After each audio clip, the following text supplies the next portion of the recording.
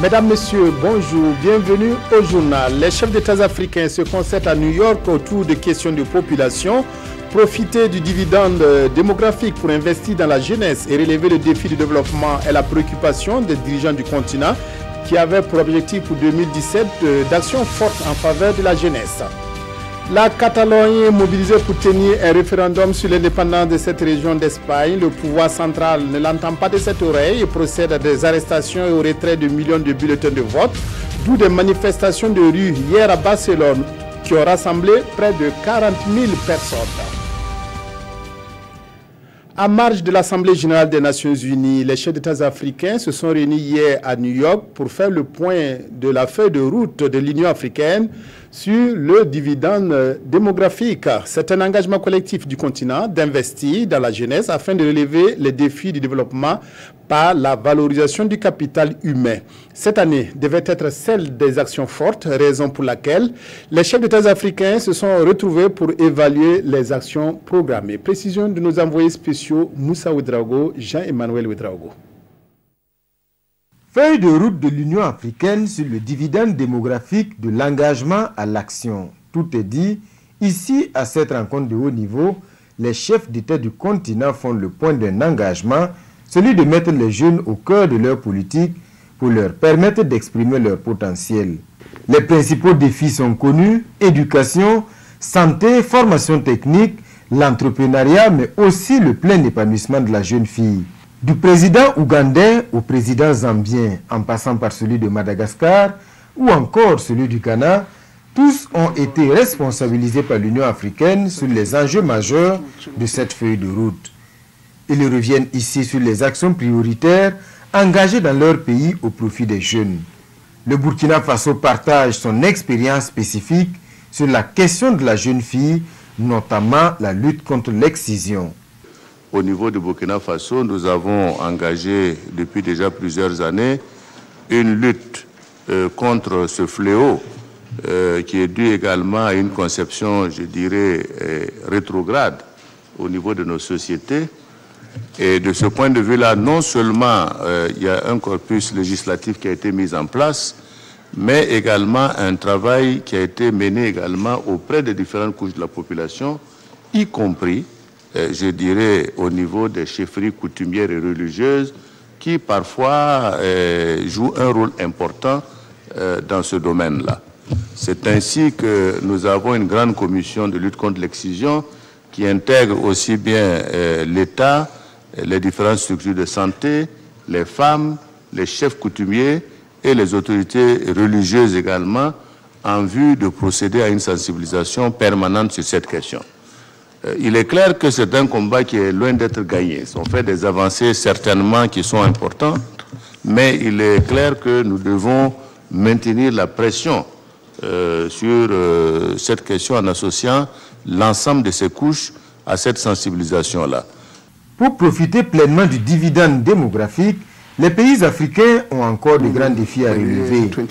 La jeunesse, c'est le premier atout, mais Roch-Marc Christian Kaboré rappelle ici à ses pairs que cet atout peut devenir une bombe si les bonnes décisions politiques ne sont pas prises.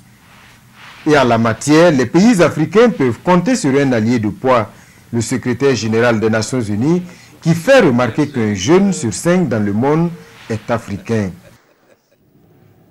À New York, le président du Faso a eu de nombreuses rencontres avec des personnalités africaines et internationales.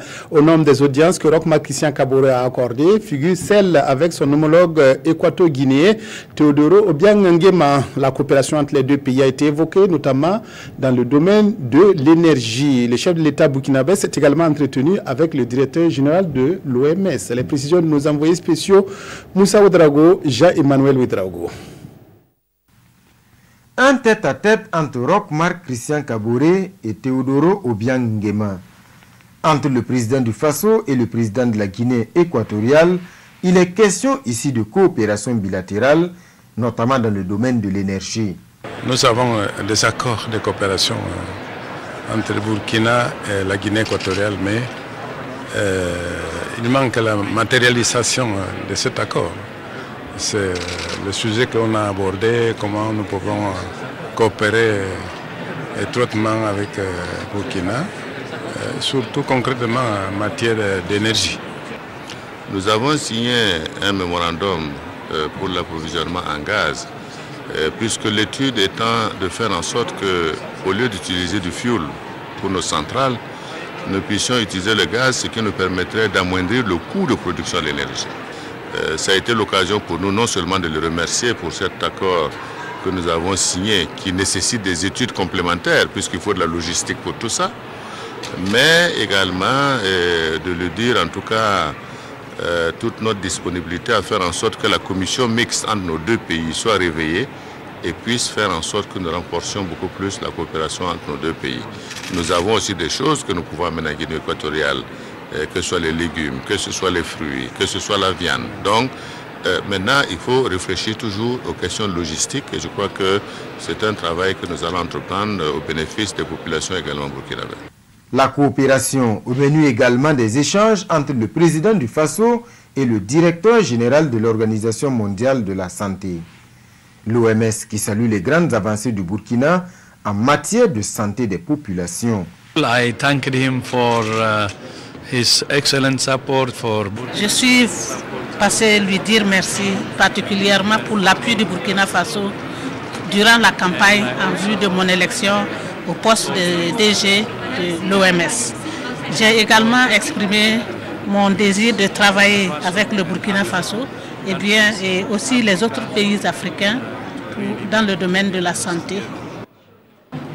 J'ai également indiqué et félicité le président pour les progrès accomplis au Burkina Faso en matière de santé, surtout dans le domaine des soins de santé primaires. J'ai félicité le président pour son leadership, son engagement, les programmes qui ont été élaborés, surtout les décisions en matière de soins gratuits pour les femmes et les enfants. Et je lui ai dit qu'il s'agit là d'un début, un bon début pour la couverture universelle dans le domaine de la santé. Il y a effectivement des progrès, mais également il y a des défis. Et donc nous avons pris l'engagement de continuer à travailler avec l'appui de l'OMS pour faire face aux différents défis qui se posent. Le directeur général de l'OMS a été invité par le président du Faso à effectuer une visite au Burkina, une invitation acceptée.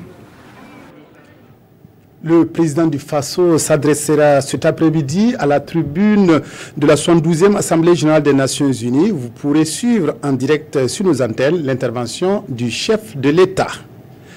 L'UEMOA tient son pari et organise à Ouagadougou la 4e édition des conférences de l'intégration. Cette édition 2017 rassemble des personnalités de l'Union économique et monétaire ouest-africaine et des universitaires pour mener la réflexion autour des voies et moyens d'optimiser les ressources de l'espace et relever les défis de l'intégration. La 4e édition se tient autour du thème « Consolidation des institutions régionales au-delà des mécanismes actuels. Quelles sont les sources alternatives de financement de l'UEMOA ?»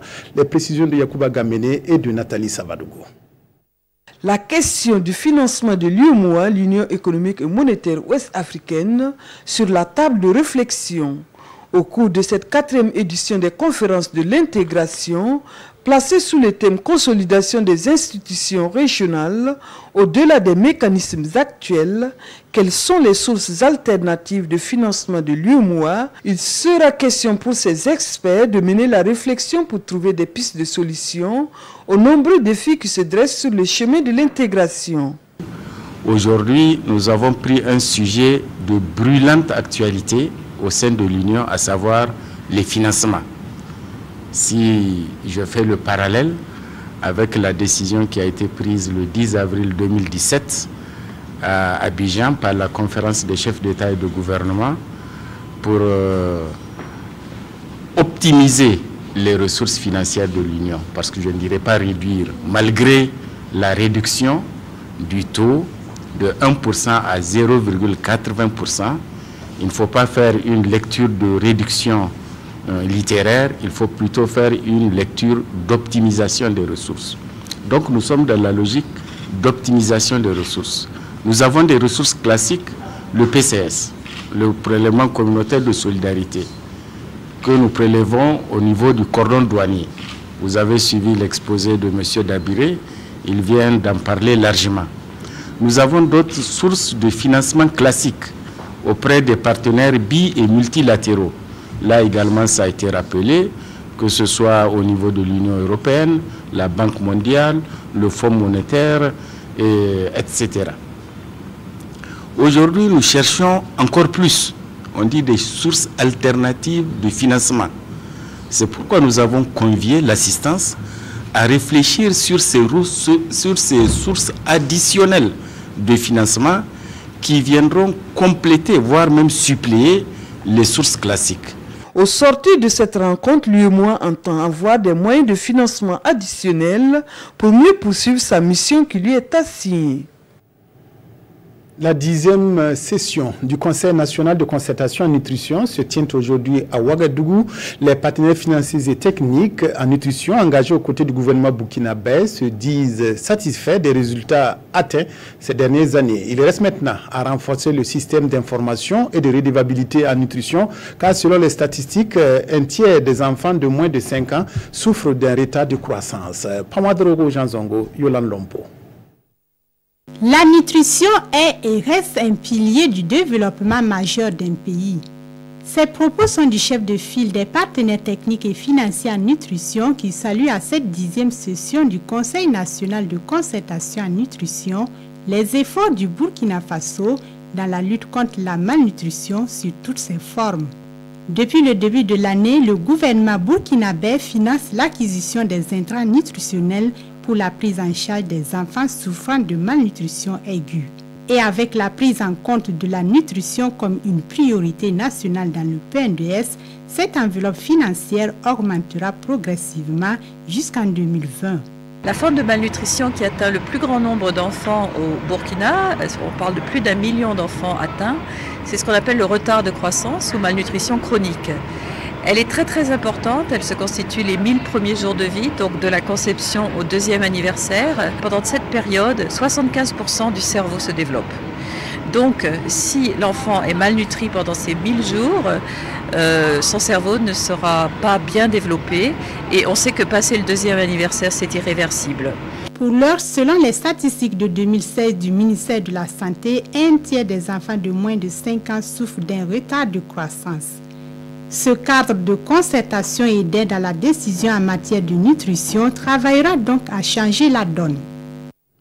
Un projet de texte sur l'information du public et sa participation à la prise de décision en matière d'OGM en gestation à l'Agence nationale de biosécurité. Le document qui est validé à Dori dans les Sénaux par un atelier devrait permettre au Burkinabé de pouvoir se prononcer sur l'introduction des organismes génétiquement modifiés dans notre pays. À Dori, c'est 12 ans. Reportage. Recueillir les amendements de la population de Dori sur le projet de texte relatif à l'information et à la participation du public à la prise de décisions en matière d'OGM, c'est l'objectif de cette rencontre sur la biotechnologie. Il est question de notre vie de tous les jours. Il est question de ne pas compromettre notre existence parce qu'on veut aller vers le développement.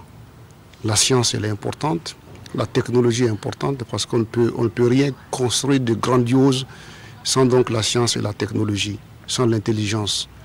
Mais on doit aussi prendre des précautions pour qu'effectivement le processus de développement tant souhaité ne soit pas un péril pour la vie humaine et pour notre communauté. Et pour permettre de bien amender cet avant-projet de texte, il sera expliqué aux participants la biotechnologie, son évolution et son système de réglementation au Burkina Faso. Une fois qu'ils auront suffisamment de bagages pour comprendre la biotechnologie et comment est-ce qu'elle est réglementée, on va leur demander maintenant de nous faire des amendements sur le texte qui est proposé, nous dire s'ils se sentent partie prenante de ce texte, qu'est-ce qui manque pour qu'ils puissent entièrement donc participer à la prise de décision. La rencontre de Dori est la dernière étape de la campagne d'information et de sensibilisation entreprise par l'Agence nationale de biosécurité. À l'issue de cette rencontre, les différents amendements seront intégrés au document de l'avant-projet qui fera l'objet d'un atelier national de validation. Et le texte validé sera soumis au gouvernement pour adoption. Sport pour boucler cette page nationale. Deuxième journée du championnat national de volleyball. L'AS Douane et l'AS Sonabel se sont qualifiés hier pour les demi-finales dames. Les finalistes hommes seront connus cet après-midi à l'issue de rencontres EFO AS Police et USFA USCO de Banfora. Idrissa Warga, Dabakini, reportage. L'AS Douane et l'AS Sonabel en dames ont confirmé en signant leur deuxième victoire synonyme de qualification pour la finale. C'est par le score identique de 3-7-0 que les deux formations ont battu respectivement l'AS Phoenix de Waïguia et l'Isfran de Bobo Dioulasso. AS Douane, AS Sonabel, une finale qui s'annonce ouverte. Depuis décembre, nous se préparons pour ce championnat, c'est un objectif. On a eu à se croiser en phase éliminatoire 2 fois. Je pense qu'on a pris le dessus 3-1, 3-0.